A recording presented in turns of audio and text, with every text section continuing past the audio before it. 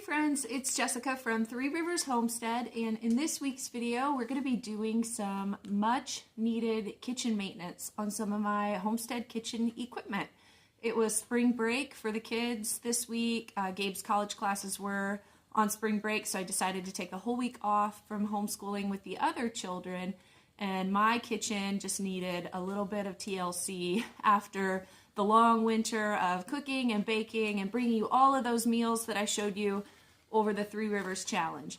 So in this video we're going to do some maintenance on our cast iron. I'm going to show you how I season it, on my butcher block counters.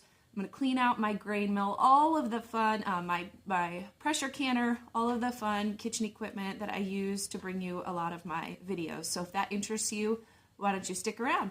But before we get started, I want to thank the sponsor of today's video, which is Backwoods Home Magazine and their sister magazine, Self-Reliance Magazine.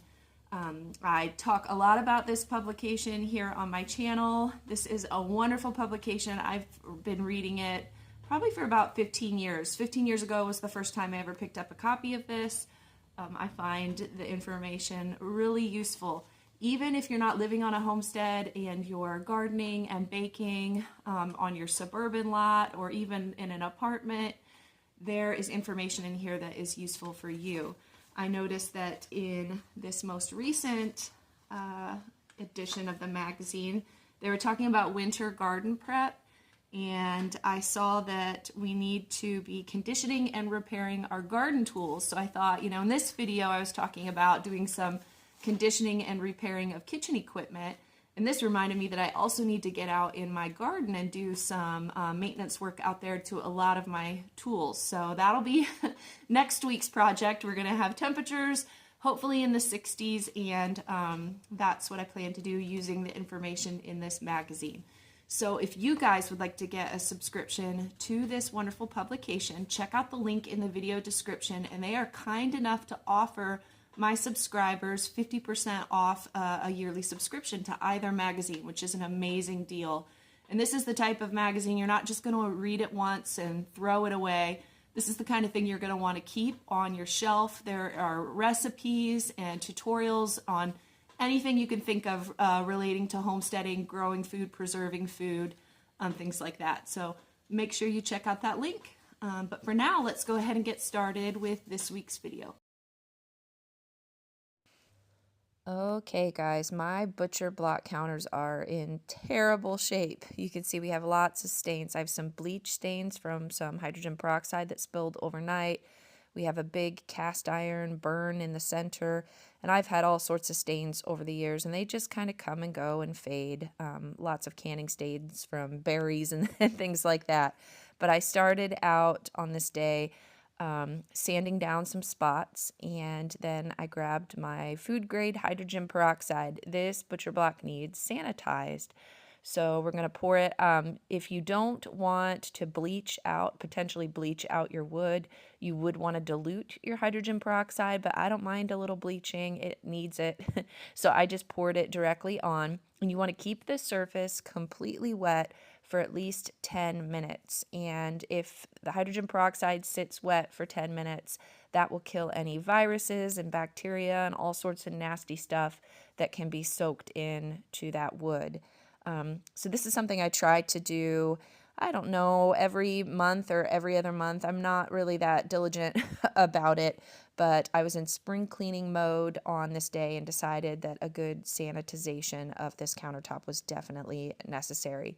So I'm just washing it with the hydrogen peroxide, making sure I get it into all of the cracks, and like I said, I let it sit for about 10 minutes. Once that 10 minutes had passed, I dried it with a towel, and then we're ready to condition it with our oil. So what I use is a mixture of beeswax, coconut oil, and olive oil. You can use any kind of like food grade, food safe oil. A lot of people use mineral oil, tallow, whatever you would want to use on this, but I find that beeswax, coconut oil, olive oil, I melt it all down, make it into almost like a salve, and I just scrub this on my butcher block, and that oil will soak into all of the pores in the wood and kind of seal it off so that future bacteria and juices from meat and anything else that you're doing on this countertop won't soak into the wood. And so I do this anytime I'm going to do a deep sanitization that's going to strip the wood of all of the oils on the surface. I want to make sure that I oil it down, and we just let that oil kind of soak in. It'll be kind of shiny and wet. You can see right away, but eventually it dries out and seals your wood. So that was my first job of the day. And this is maintenance that you just need to do whenever your wood looks like it needs it. I try to do it every other month, is probably about as consistently as I get that job done.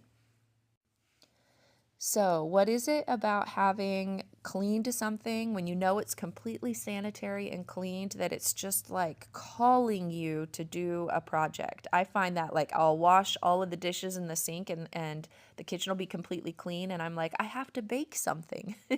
And so after I saw that my butcher block was completely clean and sanitary, I thought, why not make some homemade pasta, which is going to completely mess it back up. But you know what?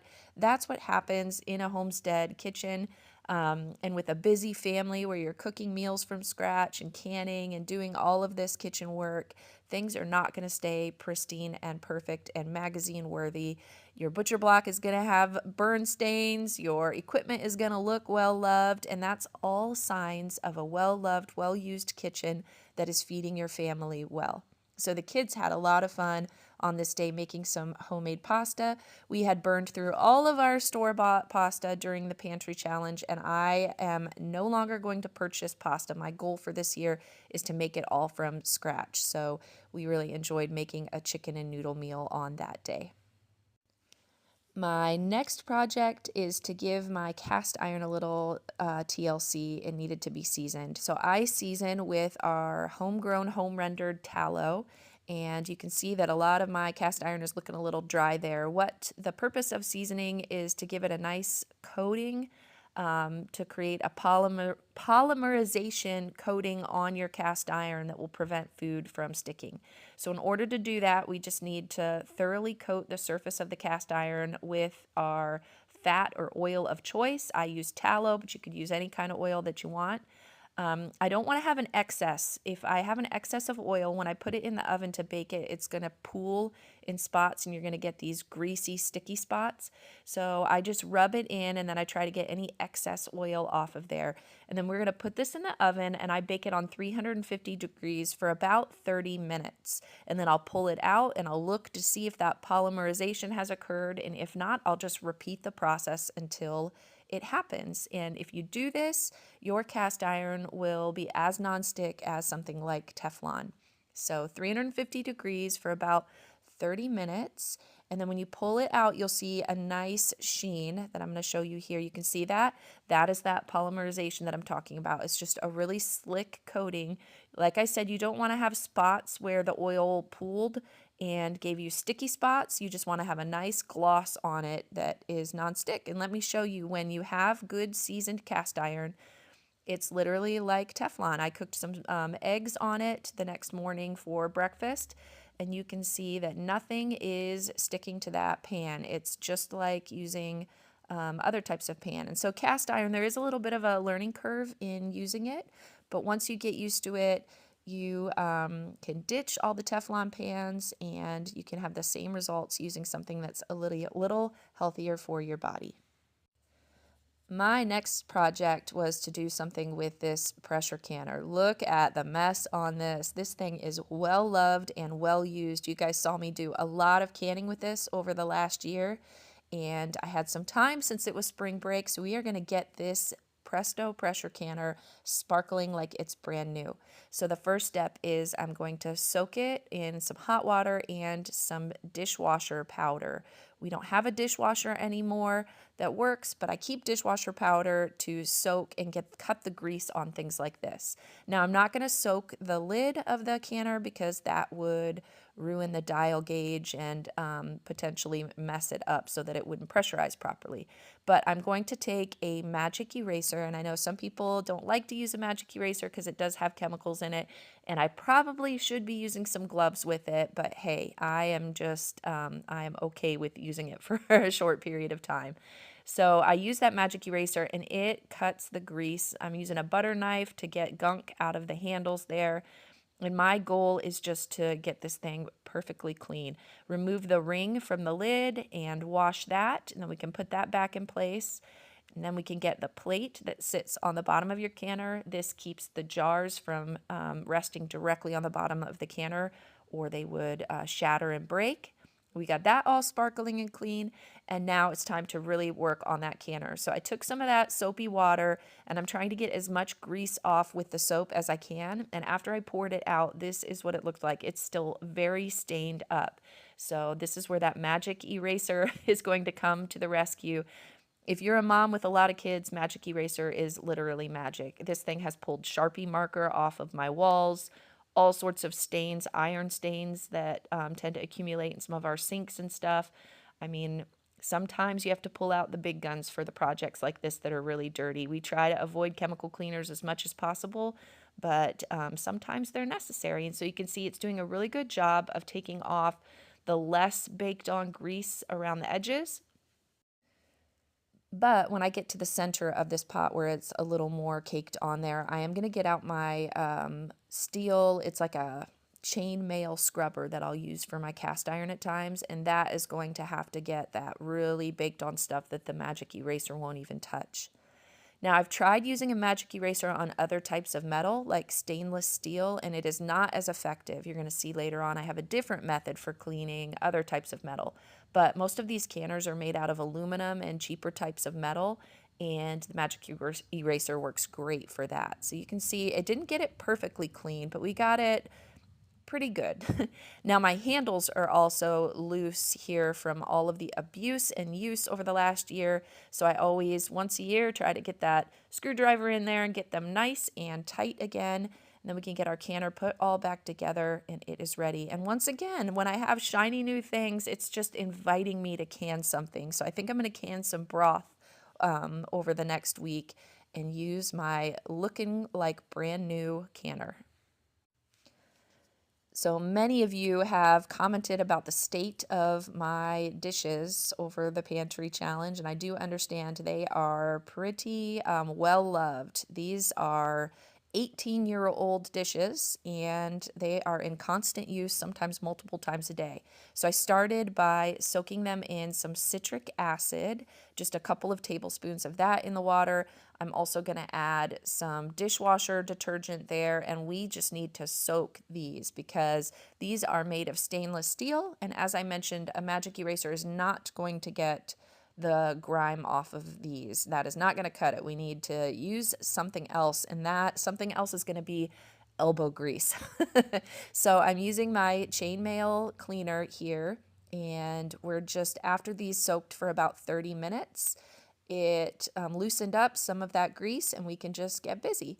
Now, I'm not worried about making my dishes perfect. Like I said, we cook 3 meals a day, often from scratch. These baking sheets are sometimes used 2 or even 3 times a day, and they're just going to look well loved. I could replace them and get all brand new, but within a couple years they're going to look like this again. So we do what we can to try to clean them up once a year when I have some spring cleaning time, but this is as good as it's going to get. I would have to really work hard to get those edges clean, and I'm just not that worried about it. So we're not looking for perfection. We're just getting it good enough, and that's how my stainless steel cookie sheets got cleaned up. So a lot of people might be embarrassed to show you their baking dishes that are seasoned and well used, but I'm here to show you that this is normal life, this is real life, and we do not have a dishwasher that would use dishwasher detergent on the dishes every day. We wash by hand, and children are often washing by hand, and this is authentic life in a busy family in a busy homestead kitchen. I never want to pretend to have it all together and to make things look perfect because life is messy with a large family. It's messy, but it's also beautiful. It's full of love, and my job is to churn out healthy home-cooked meals every day. My job is not to have a perfect, pristine-looking kitchen. So we are doing the best we can, and if your baking dishes look like mine, you know what? A lot of people tell me that is just seasoning, and it's a sign of a good cook. So there, we're going with that, right? Next thing we need to do is do some maintenance on our grain mill. I haven't done this in a year. So there is a button here. I have a Nutri-Mill grain mill, and that button just pops off the top if you twist it. These are the stones that grind your wheat berries or whatever other seeds you're turning into flour. There are two stones there that just grind against one another, and we need to clean this out. And so I'm debating on the best way to do this and decided to just use my shop vac and get in there and get all of the dust. And I'm lifting up that rubber ring and making sure to get under it because there's a lot of stuff that kind of ends up under there. And we just want to make sure we keep this clean. It's a rather expensive piece of equipment. And if we do some maintenance on it every now and then, that'll keep it functioning at its very best. So we got all of the excess flour out of the stones, and we're also getting it out of the bottom of the bowl there. And then we can just snap that back into place. And I'm also going to try to clean any of the flour that's kind of stuck in there in the chute where the flour comes out of. Just get my finger up in there and get any gunk in there that is kind of stuck. We're going to give it all a good wipe down, and it'll be functioning just like new. This grain mill gets used every day, multiple times a day, and we just want to make sure it is doing its job. Speaking of doing its job, I've got Benji helping me make some flour here so that we can make some dough. Little Benji here is 4 years old. He'll turn 5 this summer, and I can't believe that. He's the first baby that I had while doing YouTube, and so you guys have watched him grow up, and he is at the perfect age. He loves to help me, so you guys will see him a lot here in videos because I'm a mom, and if I'm doing the work, I generally have a kid with me, and Benji is that kid right now. This age right here is like peak helper age. He loves to work with me in the kitchen. So the next piece of equipment that I needed to clean up is my Crockpot. I love my Crockpot. We use it consistently at least once a week on Monday nights. They're my very busy night where I have to have a Crockpot meal to get all the kids fed with their various activities. But I'll also typically use it at least one other night of the week for nights when I just need the help of the Crockpot. And so I'm using the magic eraser on that to also just get some of the grease. It's not terrible inside of this, but just trying to prevent it from getting a really serious buildup. Now, when I have made meals for you guys using my Crockpot, many of you have mentioned that I'm not supposed to shut the lid. And I just want to show you that my lid on my Crockpot is different. Newer versions of Crockpots, well, the old versions, first of all, if you shut the lid and clamp it down, the lid could like pop off and explode and the glass would shatter because pressure would build up in it. But they realized that that was a problem, and so newer Crockpots now have holes. You can see the little steam holes that I'm going to point to on the lid that allow that air to release. So when you see me snap that down, don't worry, you guys. My glass is not going to break here. So getting my roasts in there for another delicious dinner on this evening. Okay, friends, that's it for this week. Hopefully you enjoyed that peek into some of the projects that I was doing this week in the kitchen to maintain some of my equipment. It was a lovely spring break. I really enjoyed having that time to do some work around the house that I don't normally get a chance to do while the kids are busy with their homeschool work. So once again, I want to thank the sponsor of this video, Backwoods Home Magazine. Make sure you check out the link in the video description to get your hands on a yearly subscription for 50% off. It's just an amazing deal. All right, so now we are going to get back to work here on the homestead. Next week, I'll be bringing you a video all about how we're preparing for tornado season. Adam's going to be in that video with me. It's going to be a lot of fun, and we're going to show you the preparations we do for our tornado shelter and in my go bag because tornado season is upon us here in Northwest Ohio. So look for that video next week. Until then, I hope you all have a blessed week, and we will see you later, friends. Bye.